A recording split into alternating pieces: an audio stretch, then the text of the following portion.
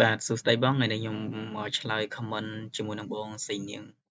គាត់សួរតាក់ទងជាមួយនឹងការsave តាក់ទងនឹង website pattern ដែលខ្ញុំបានបង្ហាញវីដេអូមុននេះអញ្ចឹងថ្ងៃនេះខ្ញុំថតនៅលើកុំព្យូទ័របន្តតែម្ដងឲ្យវារឿងច្បាស់ជាងមុនអូខេអញ្ចឹងដោយកន្លែងនេះខ្ញុំវីដេអូមុនខ្ញុំបានបញ្ជាក់រួចរាល់ហើយតាក់ទងមួយ color ដែលយើងចង់បាន color អីផ្សេងៗហ្នឹងអញ្ចឹងឧទាហរណ៍ថាឥឡូវខ្ញុំចង់បាន pattern ណាមួយដែលខ្ញុំចង់យកមក design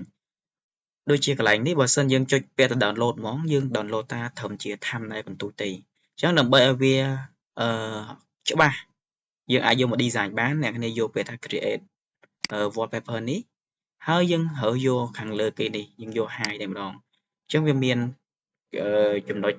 យើង save យើងដាក់លើ iPad ឬក៏ iPhone អញ្ចឹងខ្ញុំយក hide តែម្ដងមកហើយយើងយកពាក្យថា save wallpaper អញ្ចឹងអ្នកគ្នាចូល download មកហើយយើងចាប់ផ្ដើមមើលមកនេះគឺរូបភាពច្បាស់តែបើសិនជាករណីថាបងប្អូនអត់បានចុចកន្លែងហ្នឹងហើយបងប្អូនយកពាក្យថា download នេះវានឹងមកthumbnailកន្ទូចដែលយើងមិនអាចយកមក design បានទេវាទូចមែនតើអូខេអញ្ចឹងសង្ឃឹមថាវីដេអូនេះបងស្រីនាងនឹងអាចធ្វើបាន